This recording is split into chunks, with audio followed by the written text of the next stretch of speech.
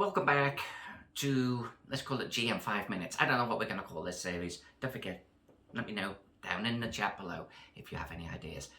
Okay, first subject of GMing. By the way, I want to just give a little bit of a precursor here, okay?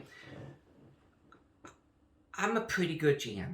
I've been doing it a long time, and I don't say that in a big-headed way. I know when things go well. I know when things don't go well. One of the things that I do as a game master is I always look back at the game that I ran the day before. And I always try to recognize areas where there could be potential growth and improvement. I do it even to this day. And I would encourage you to do the same, okay? That's not the first hint, that's a freebie, just throw that out there. But it has enabled me to have, I want to say, an evolving technique that, and I can even look at other GMs and go, I like that.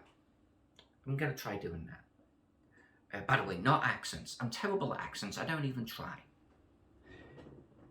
But there are certain things that I think I bring to the table, and I want to share them with you. But I am not going to talk about rule systems, interpreting rules. That's not what this is about.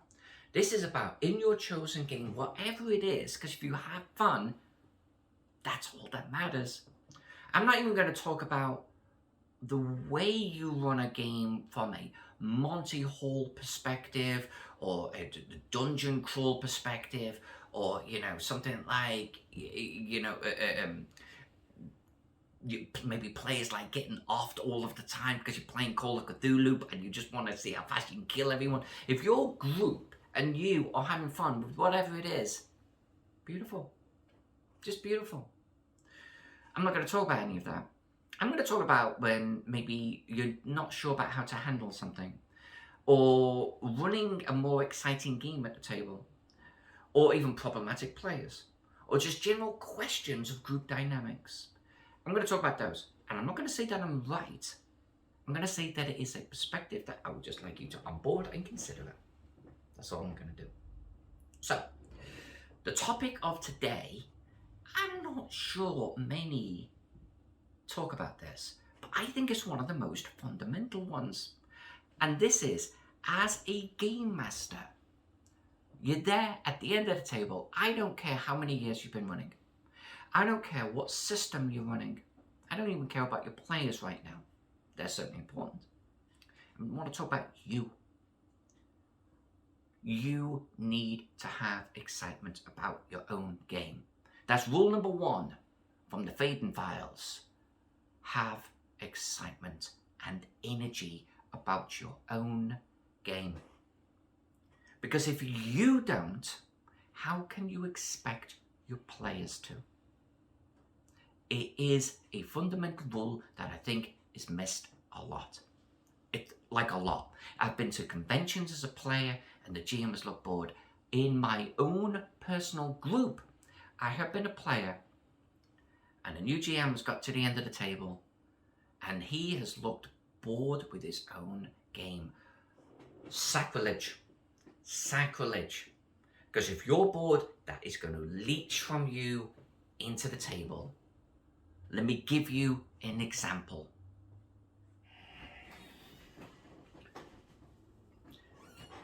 The forest is it's dark all around you, but bandits appear at the top. Bandits appear at the top of the hill, and they're clearly not happy. So, yeah, I mean, did you guys want to do something with it?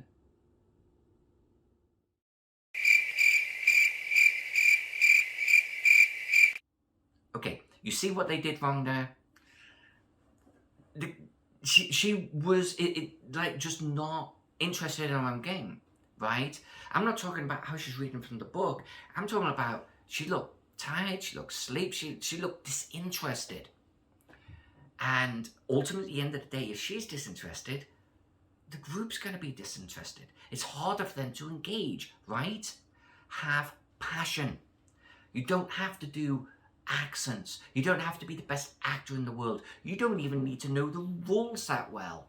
Have passion and confidence that you are running a good game and you're having fun with it, right? Let's look at the same scene done a little bit differently.